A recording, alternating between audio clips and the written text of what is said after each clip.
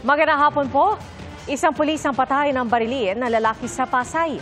Lumalabas na balak snatch ang kwintas ng biktima. Inaalam ngayon kung ito rin ang tumira sa isang tauhan ng HPG kamakailan na tinangkaring hablutan ng kwintas. Nakatutok si June Veneracion.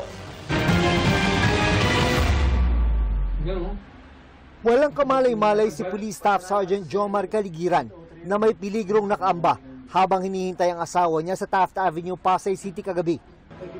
Mula sa kanyang likuran, may sumulpot na armadong lalaki. Dito na nagkaputukan.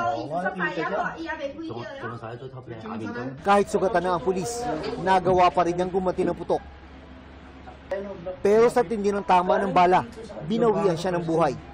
Doon galing sa likod. Kuha tayong dito sa likod. Bali, nakikita natin parang apat kasi mayroon siyang through intro dito sa sa kanyang arms papunta sa kanyang dibdib.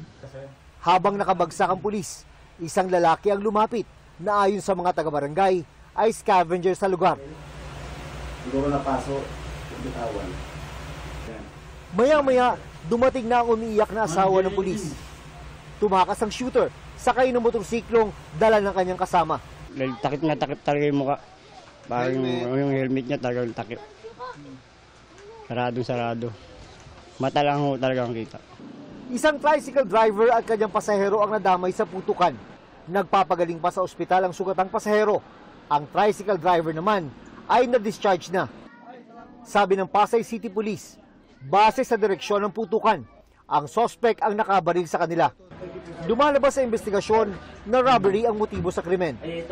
Kung talagang papatayin siya, ay doon pa lang medyo siguro mga 2 meters away from the suspect, ay from the victim, binaril na niya. Yang nangyari, mga kukunin niya yung necklace ng ating biktima. Isa pong Saudi gold po ito. Suspetsa ng Pasay Police, ang mga suspect din ang nasa likod ng pamamaril ng isang opisyal ng Highway Patrol Group o HPG sa Makati, 3 linggo ng nakararaan. Makikita sa CCTV na bago magkaputukan, pilit na hinablot ng suspect ang suot na kwintas ng opisyal. Nakaligtas siya sa kabila ng mga tama ng bala sa katawan.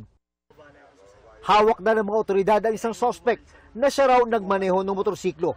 Target naman ng follow-up operation ng shooter na tukoy na raw ng mga pulis. Para sa GMA Integrated News, June Veneracion, nakatutok, 24 oras.